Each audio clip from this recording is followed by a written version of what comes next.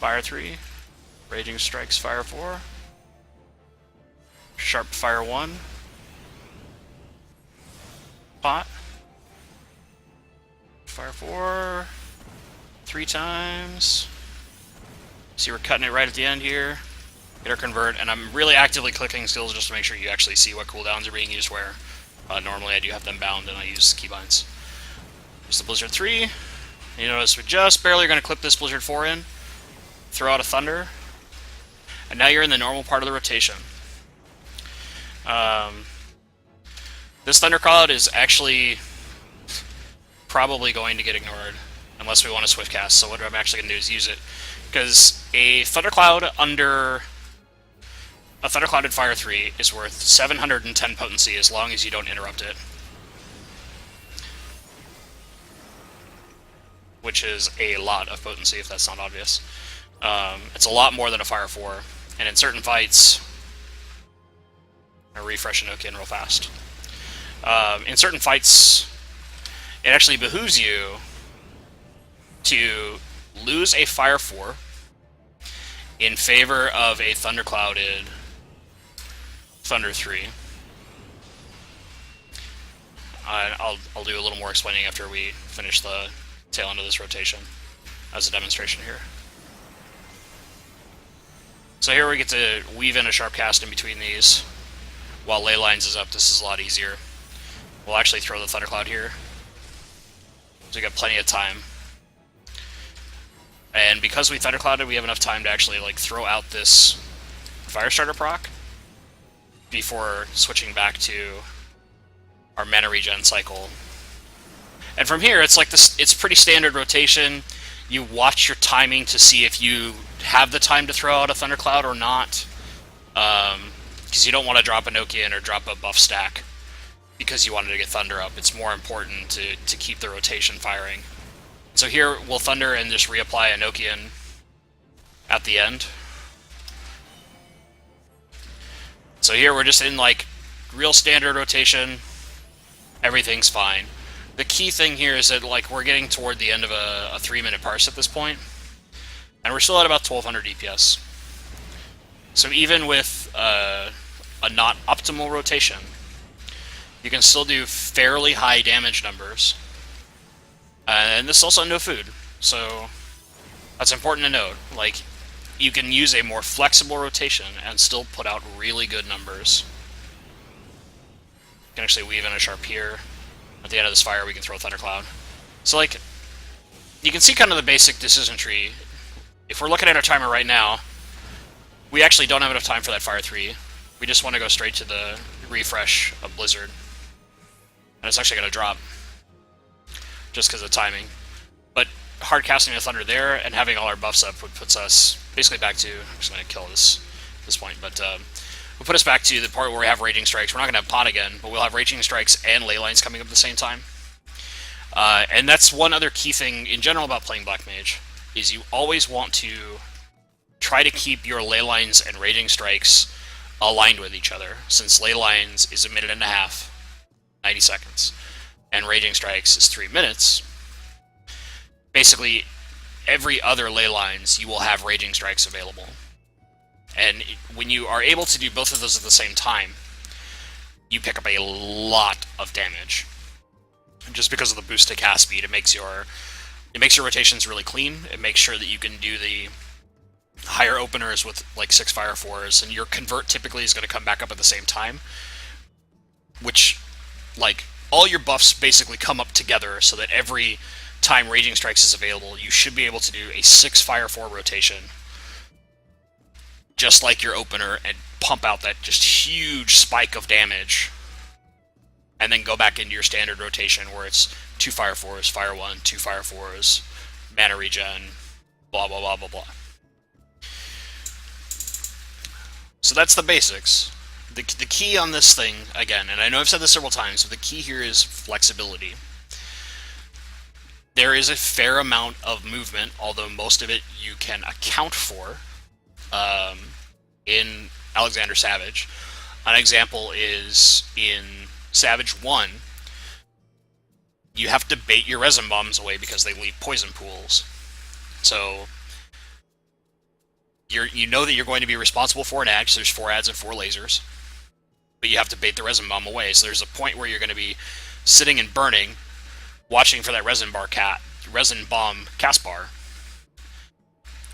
and in that phase, you're picking up the ad to tank it, making sure resin bomb is baited away from your laser, moving to get to your laser, and then resuming DPS. So you have 2 primary sets of movement that you have to account for, and a non-flexible rotation and not monitoring your 2 buffs. And this is where I think Black Mage is actually significantly more difficult this go-around than some of the other classes.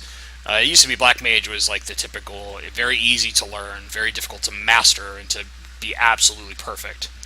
Nowadays, Black Mage is kind of hard to learn. There's a lot of little things, from your latency to buffering your casts, and a few other tricks, to making sure that you do things optimally. So having that extra flexibility allows you a little more leeway to make sure that your damage still stays high, and you're not getting completely punished by dropping off buffs.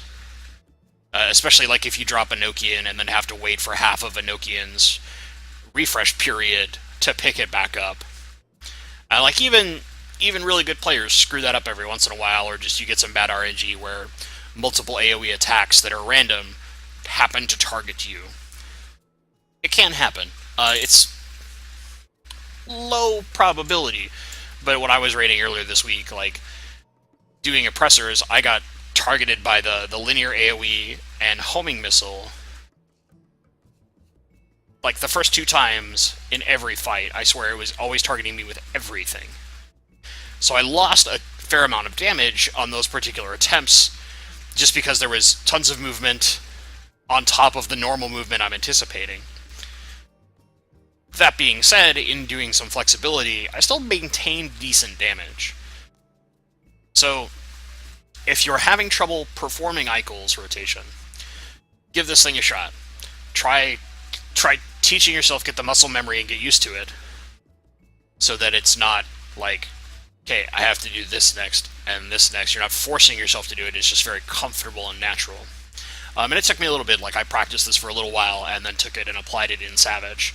In basically the last 2 weeks of raiding, I've been testing this to see where the damage lies compared to Eichel's, just to see if it is viable enough to write something on it as a tutorial. So some further tutorial stuff. At this point, like, I'll actually not be putting what I'm discussing now on Lodestone, but I mentioned something called cast buffering, or input buffering. This input buffering comes from like the fighting game community, if you're not like a big fan of fighting games, but in Final Fantasy we can do a very similar technique, because Black Mages play an almost combo game.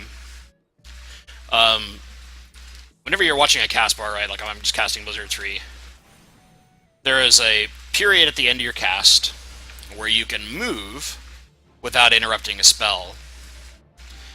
That same period of time, you can also input the next spell you intend to cast, and it will just immediately cast that spell afterward, because that input is buffered, and the system just picks it up. So there's like no downtime between, you don't have to actually try to time, like right as your spell finishes, input the next spell. So an example would be, as I get about 0.3 seconds, I'm inputting fire, and it immediately casts. It's like you can see, same thing. I'm just buffering the input every time, and it's basically auto-casting for free at this point, without any interruption. And the reason why I talk about this, just in case, is like, I have met some Black Mages that are not familiar with the fact that this is built into the game. It's part of the system. This is a really handy trick, because it can be done with buffs too, but the thing is you can only input one thing at a time. So typically, if you're trying to weave things, for instance, like when you're doing part of the Fire 4 rotation normally, and you're weaving, say, like a Sharp Cast in between Fire 4s, you can buffer the Sharp Cast, and as soon as the end of your spell completes, and you see the Sharp Cast animation start, there's going to be like a hairline second where you can rebuffer the next Fire 4 to cut a little bit of that, like, I mean, we're talking milliseconds at this point. It's really small periods of time. But over time, those milliseconds really, really matter on Black Mage. Especially currently with the amount of spell speed we have, to cleanly get some of these rotations off and make sure you stay in Enochian as long as possible so you never have drop-offs of Enochian or any of your buffs. Input buffering is a really, really key thing to know. And most people have figured it out. But I mention it because it is that important, especially now. It was not as critical at level 50 content, where we were just doing regular fire casts and looking for fire starter procs. In there, it was more about saving some of your instant cast spell timings, like when you had a Thundercloud proc, you would cast fire and throw the Thundercloud proc at the end of the fire to try and fish for a fire starter proc, and doing things like throwing some of your off GCD skills, like Sure Cast or something like that, at the end of your last fire, to create that small window to force the system to tell you whether or not you got a fire starter proc, which is a technique that's called fire weaving, if you're not familiar with it. That's what, like, those were the tricks of the trade back then. Buffering your spells didn't matter as much back then. It helped, and it was like one of the things that would set a guy doing 350 DPS away from the guy who's doing 375. But it is far more critical now when we're doing Enochian, because every time you're casting a 2.8 second spell, 2.9 second spell in a Fire 4, those extra milliseconds, if you're not buffering your spell casts, especially in times where you know you don't have to move for a while, you can get off a few spells in a row, no problem. Those extra milliseconds add up, and that can be at the tail end of an Enochian rotation, or if you had to do a movement and now you need to catch back up on your rotation. Those little milliseconds can matter to maintaining all of your buffs. So if you haven't practiced it a lot, do so. And like I said, like, this is partially latency based, the amount of time, so you just have to get used to it. But if you watch your cast bar, like, you can even do it 0.5 seconds out, and it'll buffer the casts